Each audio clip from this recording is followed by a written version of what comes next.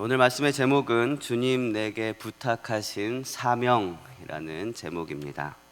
오늘 말씀을 통해서 하나님께서 우리에게 부탁하신 사명을 정확히 알고 또 그 사명을 잘 감당하며 하나님께 칭찬받는 그런 저 여러분이 되시기를 주님의 이름으로 축원을 드립니다. 여러분은 사명을 잘 감당하고 계십니까? 저는 맡겨진 사명을 열심히 감당하고 있습니다.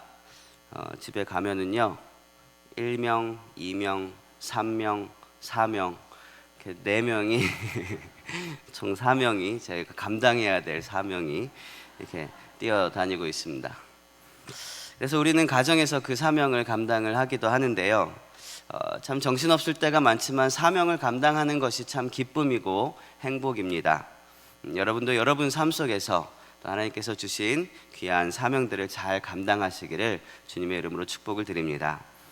오늘은 에스라 말씀을 통해서 우리가 감당해야 될 사명이란 무엇인가에 대해서 함께 묵상을 하고자 합니다. 먼저 이 에스라 말씀의 배경을 잠깐 살펴보면은요, 오늘 말씀은 학사 겸 제사장이었던 이 에스라가 예루살렘으로 돌아오는 그 시기에 대한 기록을 하고 있습니다. 남유다가 멸망하고 나서 남유다에 있던 모든 백성들이 바벨론으로 포로로 잡혀가게 되었죠. 그리고 바벨론이라는 제국이 멸망하고 나서 그 자리에 페르시아, 성경에는 바사라고 하는 나라가 세워졌습니다. 그리고 페르시아에 의해서 다시 이 유대 민족이 여러 차례에 걸쳐서 다시 예루살렘으로 돌아올 수 있게 되었는데요, 오늘 본문 이전에 8장 2절부터 14절까지는 이 에스라와 함께 예루살렘으로 돌아오는 그런 사람들의 명단과 또 그 인원수 대략 1,500명 정도가 기록이 되고 있습니다. 그런데 에스라가 예루살렘으로 돌아오려고 출발하기 전에 이렇게 쭉 둘러보니까 그 1,500명의 사람들 중에서 레위 사람이 없는 것입니다. 그래서 에스라는 아하와 강가에서 금식을 선포하면서 기도하면서 족장들 며칠 불러 모으고 레위인을 찾기 위해서 바벨론 각 지방으로 보냈습니다. 그게 15절부터의 이야기죠. 그리고 18절에 보니까 하나님의 도우심으로 인해서 레위인들을 찾을 수 있게 됩니다. 또 다윗 왕이 레위인을 섬기라고 그들에게 허락해 주었던 느디님 사람들도 만나게 되었습니다. 그들은 총 262명이 거론되고 있었고요, 또 인원이 기록되지 않은 몇몇 형제들까지 합하면 대략 270명 정도 되었을 것이라고 예상할 수 있습니다. 그 중에 220명이 레위인을 돕고자 세워진 이방인 출신의 느디님 사람들이었고요, 실제로 성전에서 업무를 볼 수 있는 레위인은 약 50명 정도 모이게 되었습니다. 에스라는 그 레위인들 중에서 12명의 제사장을 따로 세웠습니다. 그리고 그들에게 이 모든 레위인들과 느디님 사람들이 들 수 있도록 금과 은과 금 그릇과 은 그릇과 또 놋 그릇을 좀 이렇게 무게대로 나누어 주면서 예루살렘 성전에까지 이것을 잘 옮겨달라고 그렇게 명령을 하였습니다. 이것이 오늘 본문의 내용입니다.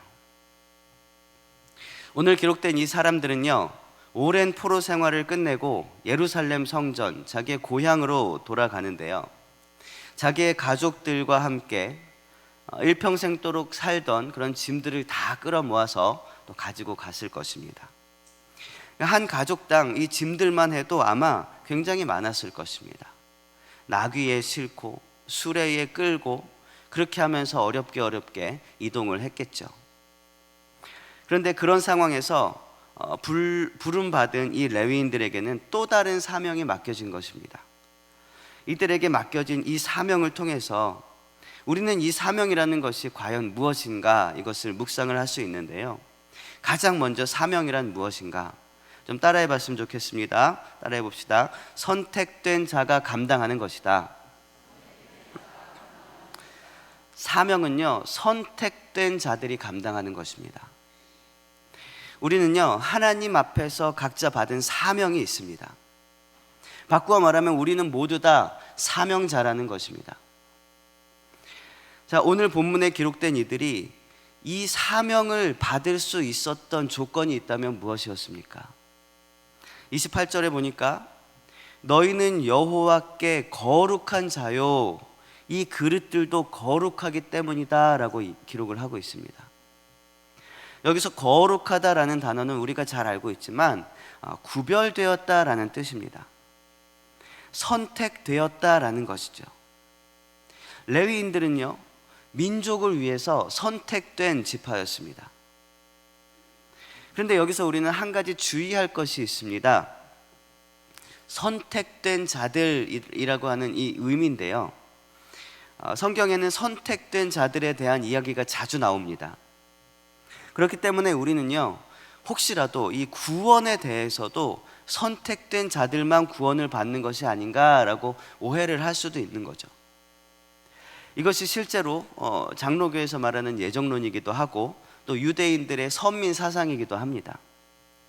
하지만 성경은요, 구원받는 자들에 대해서 미리 선택하고 예정했다라고 되는 표현이 사실상 찾기가 어렵습니다. 다만 구원받을 수 있는 길이 예수 그리스도에 의해서 예정되어 있다, 이런 표현을 우리가 찾을 수가 있어요. 구약에서는 그것을 메시아라고 기록을 하고 있죠. 그러니까 하나님께서 예정하신 것은 구원받을 사람들을 미리 예정하고 택해 놓으신 것이 아니라 죄를 지을 수밖에 없는 우리를 위해서 그분의 아들이신 예수 그리스도를 십자가의 대속으로 주시게 되는 이 사건, 즉 구원의 방법을 예정해 놓으신 것이라는 것입니다. 이것이 에베소서에서 이야기하고 있는 예정입니다. 하나님께서는 우리를 로봇처럼 만들어 두시지 않았습니다. 우리로 하여금 하나님을 사랑할 수 있도록 만드셨고요, 또 하나님을 사랑하지 않을 수도 있도록 그렇게 만드셨습니다. 이것을 우리는 자유의지라고 하죠. 하나님께서는 우리에게 주어진 자유의지를 통해서 때로는 우리가 죄를 짓게 될 것이라는 것도 알고 계셨습니다. 그럼에도 불구하고 하나님께서 우리에게 그 자유의지를 주신 이유는 이 자유의지가 있어야만 우리가 진실되게 하나님을 사랑할 수 있기 때문입니다. 이 자유의지가 없는 상태에서 하나님을 사랑하는 것은 마치 프로그램되어 있는 로봇과 다름이 없는 것이죠. 하지만 우리에게 자유의지가 있다는 것은 반대로 우리에게 죄지을 가능성이 있다는 사실이기도 하죠. 죄지을 가능성은 인류에게 어마어마한 유혹이 된다는 것도 하나님께서는 당연히 알고 계셨습니다. 그러한 가능성에도 불구하고 하나님께서는 우리와 진실된 사랑을 나누고자 우리에게 그 위험한 자유의지를 주신 것입니다. 그리고 그 자유의지를 통해서 많은 사람들이 넘어지게 될 것도 아시고 선택하게 될 그런 죄에 대한 부분도 하나님께서 미리 해결하시기 위해서 이 예수 그리스도의 십자가의 대속의 길을 예정하시고 열어두신 것입니다. 그렇기 때문에 이 구원에 대해서는 그 대상이 예정이 아니라 그 방법이 예정이라고 생각을 하시면 될 것입니다. 그러면 성경에 이 선택이라는 말이 참 많이 나옵니다. 택정함을 입었다, 선택하였다, 이런 말이 참 많이 나오는데요, 이 택하셨다라는 그런 의미는 무엇인가 하면 오늘 본문에서와 같이 사명을 맡기실 때 택하시는 것입니다. 12지파 중에서 하나님께서는 레위지파를 택하시고 그 레위지파에게 사명을 맡기셨습니다. 또 말라기에서 보면 에서와 야곱이 나오는데요, 태어나기 전부터 야곱을 택하셨다 그랬습니다. 그것은 야곱의 자손을 통해서 그리스도의 구속의 사명을 이루실 것을 미리 택하셨다는 의미입니다. 그렇기 때문에 에서의 자손들은 택함받지 못해서 멸망하는 것이 아니라 자기의 죄로 멸망을 하는 거예요. 그런데 단 하나 그들에게도 구원의 길이 열릴 수 있는데 바로 야곱의 후손, 즉 그리스도를 통해서 구원을 얻을 수 있게 되는 것입니다. 이것이 에서의 자손들 뿐만 아니라 모든 이방인들에게도 구원이 열려 있다라는 의미이기도 한 것입니다. 다시 오늘 본문으로 돌아오면은요, 우리가 기억해야 할 것은 사명을 감당하는 사명자는요, 하나님 앞에서 선택된 거룩한 사람이라는 것입니다. 여러분, 우리에게 사명이 있다면 우리는 하나님의 백성들입니다. 하나님께서 선택하여 구별하신 거룩한 자녀들에게 하나님의 사명을 맡기시는 것입니다. 사실 이 은그릇, 금그릇, 금, 또 이 놋그릇, 이러한 예물들은요, 이스라엘의 일반 족속들이 들고 가도 되는 그런 예물들이었습니다. 이따가 살펴보겠지만 이 무게를 따져봐서 굉장히 어마어마한 무게였습니다. 이것을 1,500명이 쫙 나눠서 들고 가는 것이 훨씬 더 나았을 것입니다. 그러나 에스라는요, 특별히 이 사명을 위해서 레위인과 제사장들을 세웁니다. 그리고 그들에게 이 사명을 맡기게 되는 것입니다. 그들이 거룩한 자이고 구별된 자였기 때문입니다. 여러분, 우리도 주님께서 주시는 그 사명을 맡을 때에 거룩한 자로서의 그런 정체성을 깨닫고 또 감사함으로 사명을 맡게 되는 저와 여러분이 되시길 바랍니다. 두 번째로 이 사명은 과연 무엇인가? 우리 따라해 보겠습니다. 거룩함으로 감당하는 것이다. 거룩함으로 우리는 이 사명을 감당할 수 있습니다. 이게 무슨 말이냐면요, 29절 말씀에 보니까는요, 맨 마지막에 이렇게 표현하고 있습니다. 이 그릇을 맡기면서 에스라는 그들에게 삼가 지키라 라고 말씀하고 있습니다. 삼가 지키라. 이 안에는 여러 가지 의미가 담겨 있겠죠. 여기서 이 삼가라고 하는 단어는요, 잠을 자지 않고 밤새워서 망을 본다는 의미가 있습니다. 또 감시하고 또 계속해서 끊임없이 주시한다라는 그런 의미가 있습니다. 전쟁 중에서 이런 경계병의 의미는 상당히 막중합니다. 생명이 걸려 있습니다. 적들이 침입할 때에 초기 대응을 할 수 있느냐 없느냐는 이 경계병의 성실함에 달려 있습니다. 그렇게 한 군대의 생명을 담당하는 경계병의 자세로 이 사명을 지키라 라는 것이 에스라가 얘기했던 삼가 지키라라는 그런 말입니다. 그런데 여기서 삼가 지키라는 것은 무엇으로부터 이것을 지키라는 것이었을까? 만약에 적들로부터 지키고 어떤 강도의 침입이나 도둑들로부터 지키라라고 하는 것이었으면 아마도 이것을 레위인들에게 맡기진 않았을 것입니다. 오히려 싸움을 잘하는 용사들이나 군대에게 맡겼겠죠. 이 레위 사람들은요, 공격력이 있는 사람들이 아니었습니다. 그 말은 이 예물을 지킬 때에 칼과 창을 가지고 그것을 보호하라는 그런 의미가 아니라는 사실입니다. 그러면 이 그릇들을 삼가 지킨다는 것은 어떤 의미가 있을까요? 바로 이 그릇들을 다른 그릇과 섞이지 않게 하고 횡령하지 않고 잃어버리지 않도록 이 그릇이 지니고, 또한 이 그릇을 지니고 있는 자신들의 거룩함도 잘 지켜내라라는 그런 의미라는 것입니다. 그것이 바로 이 예물들을 지키는 방법이었습니다. 즉 이 그릇들과 예물들은요, 칼과 창이 아니라 거룩함으로 지켜야 하는 것이었습니다. 이것은 우리가 사명을 지키며 감당할 때도 마찬가지입니다. 우리는 사명을 감당할 때에 이 세상의 방법을 따르면 안 됩니다. 세상의 방법은요, 이익을 추구합니다. 힘을 추구합니다. 권력과 명예를 추구합니다. 이것은 결코 하나님의 사명을 감당하는 그런 이유가 되지 못합니다.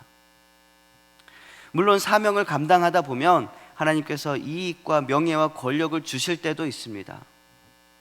하지만 사실은 그렇지 않을 때가 더 많이 있습니다. 사명을 감당하는 것은 그 사명을 받은 우리 자신의 거룩함을 지키는 것에서 시작합니다. 우리가 사명을 잃어버렸다면 우리 스스로의 거룩함을 회복하는 것에서 다시 시작해야 하는 것입니다. 우리의 사명에 혹시라도 다른 욕심으로 물을 타버렸다면, 흐려져 버렸다면 다시 한번 거룩한 사명을 가지고 하나님 앞으로 나아가야 할 것입니다.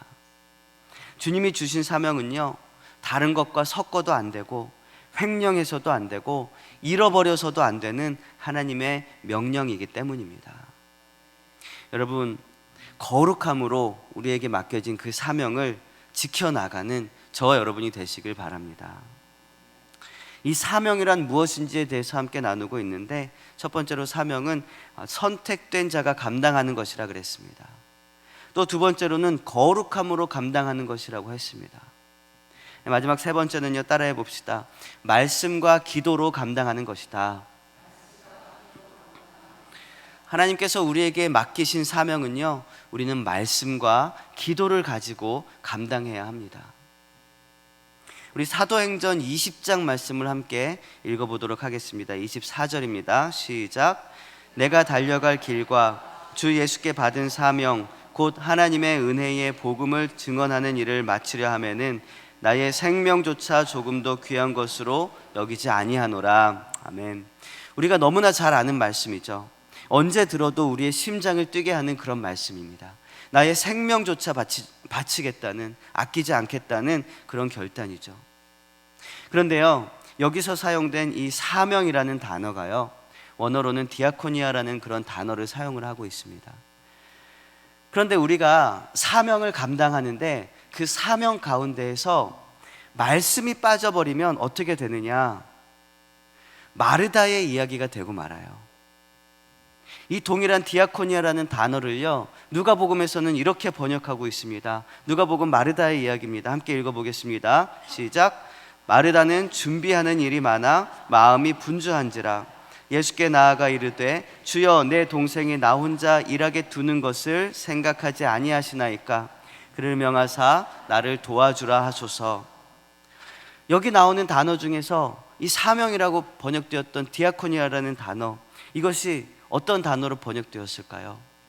보면은 준비하는 일이다 라고 번역이 되어 있습니다. 이게 같은 단어를 사용을 하고 있어요. 우리는 이 누가복음의 말씀을 보면서 누구도 이 마르다가 되고 싶어 하지 않습니다. 말씀보다 일을 더 중요시 여겼던 사람이죠. 예수님의 표현대로 좋은 것을 놓친 그런 사람이 마르다였습니다. 여러분, 사명을 감당할 때 우리가 말씀을 놓치고 사명을 감당하면요, 이런 마르다의 사역이 되고 마는 것입니다. 사명을 감당하는데 우리의 삶 속에서, 우리의 마음 속에 그 동기 안에 말씀이 없다면요, 우리는 우리의 사명을 다시 한번 점검해 봐야 한다는 것입니다. 특별히 우리에게 맡기신 사명이 무엇입니까? 여기 뭐라고 써 있습니까? 한 영혼을 부탁해. 우리에게 맡기진 사명은요, 한 영혼입니다. 하나님께서는 우리에게 한 영혼을 부탁하신 것입니다. 이 영혼을 부탁하셨다는 것은 결국은 그를 구원의 길로 인도해 주길 부탁하셨다는 거예요. 여러분, 그들을 구원의 길로 인도하여 줄 때에 가장 중요한 것은 말씀이라는 것입니다. 우리의 노력이나 우리의 섬김으로 우리는 그들을 교회까지 인도해 올 수는 있습니다. 사실 그것도 굉장히 중요하고 의미 있는 것입니다. 그런데 우리가 그들을 교회로 인도하여 오는 가장 큰 이유는 이 교회에 하나님의 말씀이 있기 때문입니다. 그리고 그 말씀으로 인하여 그들이 구원을 받을 수 있기 때문에 우리는 교회로 그들을 인도하여 오는 것입니다. 여러분, 말씀으로 그 사명을 감당할 수 있는 저와 여러분이 되시길 바랍니다. 그런데요, 과연 오늘 이 레위인들에게 나누어 주었던 이 은과 금들의 무게가 얼마나 될까요? 제가 앞쪽에서 잠깐 얘기를 했는데 26절, 27절에 보면 여기 무게가 이렇게 기록이 되고 있습니다. 은이 650달란트고 은그릇이 100달란트고 금이 100달란트고 금잔 20개가 있는데 그게 1000다릭이었다. 그리고 커다란 놋그릇도 2개가 있었다. 이렇게 되어 있습니다. 그러니까 대충 계산하면요, 은과 금을 합쳐서 850달란트가 있었고, 그리고 금잔이 1000다릭이라는 무게로 환산할 수 있었다는 거죠. 먼저 이 1000다릭이라고 하는 것은요, 대략 8kg 정도 되는 무게입니다. 8.4kg 되는데요, 아마도 그 당시 사용됐던 이 동전, 주화 같은 것이라고 생각을 할 수 있을 것 같아요. 근데 중요한 건 이 달란트입니다. 달란트가 무게가 얼마나 되는가. 한 달란트의 무게는요, 시대별로 굉장히 많이 달랐습니다. 그런데 여기 기록되고 있는 이 구약 시대의 달란트는요, 한 달란트가 34kg 정도 됐다고 합니다. 그러니까 850달란트면 몇 킬로그램 되는 겁니까? 제가 대충 계산해보니까 28,900kg이 되는 거예요. 킬로그램. 그리고 이것을 아까 이야기했던 느디님 사람들을 포함해서 레위 사람 몇 명이었어요? 270명이었잖아요. 270명에게 쫙 나누어 줍니다. 그럼 한 사람당 대략 100kg 이상씩 그 무게를 나누어 주는 거예요. 107kg씩 나누어 주는 것입니다. 100kg면 어느 정도 되는 겁니까? 쌀 한 갑만이가 한 80kg 된다고 그죠? 네, 80kg 되는데 그것보다도 많은 그런 양을 그들의 수레에다가 하나씩 더 얹어주는 겁니다. 굉장히 부담이 됐겠죠. 그러니까 우리가 생각하듯이 우리가 가지고 있는 짐 수레에다가 금덩이 몇 개, 그릇 몇 개를 이렇게 짐 사이에 끼워 넣는 그런 수준이 아니라는 것입니다. 그들에게는 자기들의 수레나 나귀에 싣고 있었던 자기들의 짐들도 엄청나게 많았을 거예요. 그 나귀들도 막 휘청거릴 정도로 그 짐을 가지고 가고 있었을 텐데 거기에다가 100kg가 넘는 이 무거운 짐들을 또 싣고 가야 되는 것이었습니다. 이 본문이 일어났던 이 사건은요, 아하와 강가였습니다. 아하와 강가. 여기는 바벨론입니다. 바벨론에서 유대인들이 머무르던 곳이에요. 우리가 지난 주일 설교 때 잠깐 들었는데 바벨론에서 예루살렘 성전까지 몇 킬로 정도 된다 그랬습니까? 한 1400km 정도 된다고 했어요. 이 1400km나 되는 이 먼 거리를 그 무거운 짐을 들고 지고 그러고 가야 되는 것입니다. 그러니까 이게 물리적으로도 참 부담이 되는 무게였다는 것입니다. 게다가 이것은요, 세상적으로 볼 때도 굉장히 가치 있는 물건들이었습니다. 금과 은이니까는요. 그리고 31절에 보니까 길목에 분명히 대적자들도 있었고 매복한 사람들도 있었습니다. 강도들이 있었던 거예요. 그들의 노략 대상이 있다면 아마 이 은과 금, 은그릇, 금그릇 이런 것들이 가장 우선순위였을 것입니다. 이 레위인들이 맡았던 은과 금을 옮기는 이 사명은요, 결코 쉬운 사명이 아니었습니다. 위험한 일이기도 했습니다. 대부분의 사람들이 원하지 않는 그런 사명이었을 것입니다. 그런데 이것을 왜 에스라는 싸움 잘하고 힘 좋은 그런 용사들에게 맡기지 않고 또 전쟁에 능한 그런 단지파를 모아서 이렇게 맡기지 않고 왜 이것을 하나님의 거룩한 자들 레위인들에게 맡겼을까요? 이 귀한 예물들을 제사장들에게 맡겼다는 것은 곧 이것을 하나님께 맡겼다는 것을 의미하기 때문입니다. 31절 말씀에 보니까 이렇게 나옵니다. 대적과 길에 매복한 자의 손에서 하나님의 손이 우리를 건지셨다는 것입니다. 하나님께서 우리를 보호하셨다는 것입니다. 하나님이 우리를 지키셨다는 것입니다. 왜 하나님이 그들을 지키셨을까요? 우리 여러분의 성경책으로 본문 성경 바로 위에 21절부터 23절까지의 말씀이 있는데요, 우리 함께 읽어보도록 하겠습니다. 21절부터 시작. 그때에 내가 아하와 강가에서 금식을 선포하고 우리 하나님 앞에서 스스로 겸비하여 우리와 우리 어린아이와 모든 소유를 위하여 평탄한 길을 그에게 간구하였으니 이는 우리가 전에 왕에게 아뢰기를 우리 하나님의 손은 자기를 찾는 모든 자에게 선을 베푸시고 자기를 배반하는 모든 자에게는 권능과 진노를 내리신다 하였으므로 길에서 적군을 막고 우리를 도울 보병과 마병을 왕에게 구하기를 부끄러워하였음이라. 그러므로 우리가 이를 위하여 금식하며 우리 하나님께 간구하였더니 그의 응낙하심을 입었느니라. 아멘. 여러분, 이것이 바로 기도로 사명을 감당했다는 말입니다. 이들은요, 기도할 수밖에 없었습니다. 처음에 뭐 필요한 것 없냐고 페르시아의 왕이 물었습니다.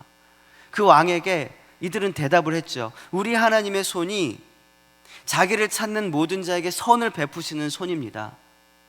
우리 하나님의 손은 자기를 배반하는 그런 모든 자에게 권능과 진노를 내리시는 손입니다. 걱정 마십시오. 우리 하나님께서 지켜주실 것입니다. 우리 하나님께서 다 해주실 것입니다. 이렇게까지 얘기를 했는데 우리를 도와줄 마병과 보병을 좀 보내주십시오 라고 이야기할 염치가 없었다는 거죠. 그렇게 부끄러워서 얘기할 수가 없었다는 거예요. 그런데요, 그렇게 하나님의 이름으로, 하나님을 믿는 믿음으로 큰 소리를 뻥뻥 치고 나니까는요, 하나님께서 응답하신 것입니다. 하나님께서 지키신 것입니다. 하나님께서 그 사명을 감당할 수 있도록 직접 일하신 것입니다. 여러분, 우리에게도 사명이 있습니다. 하나님께서 맡기신 사명이면은요, 하나님께서 이루실 것입니다. 우리는 도구로 사용되면 되는 것입니다. 하나님께서 이렇게 하라 그러면 이렇게 하면 되고요, 하나님께서 이리로 가라고 하면 이리로 가면 되는 것입니다. 그러면 어느덧 우리를 통해서 하나님의 나라가 이루어져 가는 것입니다.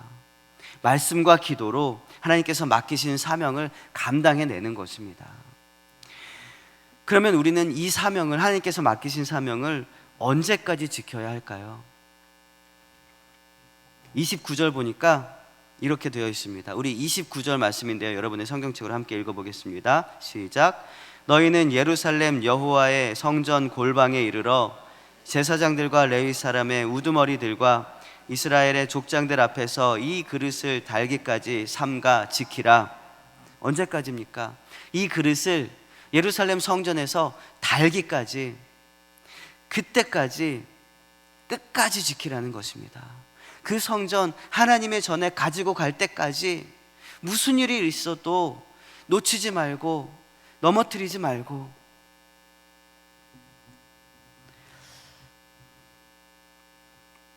에스라는요, 그들에게 이 그릇과 이 예물들을 무게대로 나누어 주었습니다.